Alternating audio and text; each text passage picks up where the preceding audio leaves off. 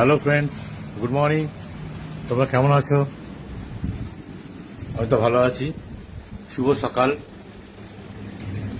গুঞ্জাকে তো স্কুলে দিয়ে এলাম। তা স্কুল থেকে আসার পথে একটু বাজার গেছিলাম। বাজার থেকে গুঞ্জার দুধ আনতে হয়। আর গুঞ্জা বলে গেছে, বাবা আজকে আমার জন্য একটা ফিশ আনবে। ফিশটার নামও বলে গেছে। তা সেই মাছটা অনেক খুঁজে পেয়েছি। তা ছোট মাছ, ও ছোট মাছ খেতে পছন্দ করে, চিকেন খেতে ভালোবাসে। তা মাছটা চলো তোমাদের দেখাই। মাছটা এনেছি এবং তোমরা একটু বলো তো বন্ধুরা কমেন্ট করে মাছটার নাম কি। এই সেই মাছ।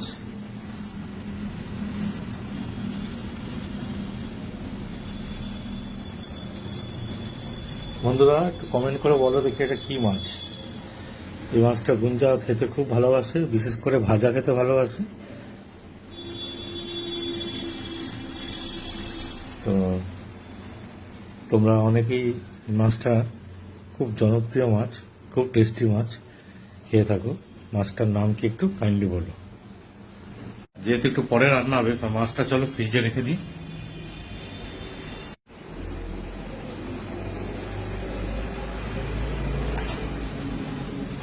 এখন গরমকাল, কখন মাছ খারাপ হয়ে যায়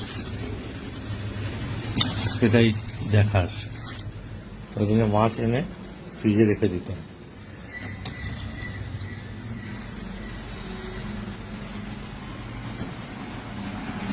আর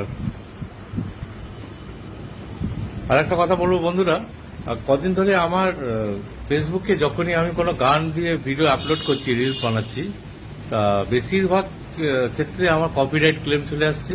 তার জন্য আমি মিউজিক দিয়ে সেভাবে রিলস বানাতে পারছি না। অনেকেই দেখছো তোমরা, ডায়লগ দিয়ে করছি বা অরিজিনাল কন্টেন্ট যে ভিডিওগুলো আছে সেগুলোই ছাড়ছি। তা কেউ যদি কারো যদি জানা থাকে যে কি করলে গান দেবো রিলসে কিন্তু কপিরাইট ক্লেম আসবে না, একটু কমেন্ট করে জানিও বন্ধুরা। কারণ আমার যে কোনো গান দিয়েই রিলস বানিয়ে আপলোড করে ছাড়লেই, পোস্ট করলেই কপিরাইট ক্লেমে পড়ে যাচ্ছে। যাই হোক বন্ধুরা, আমাদের প্রত্যেকের পাশে থাকতে হবে, ভালো করে কাজ করতে হবে। ফেসবুকে আমরা অনেক দিন ধরে এই ফেসবুকে কাজ করে যাচ্ছি।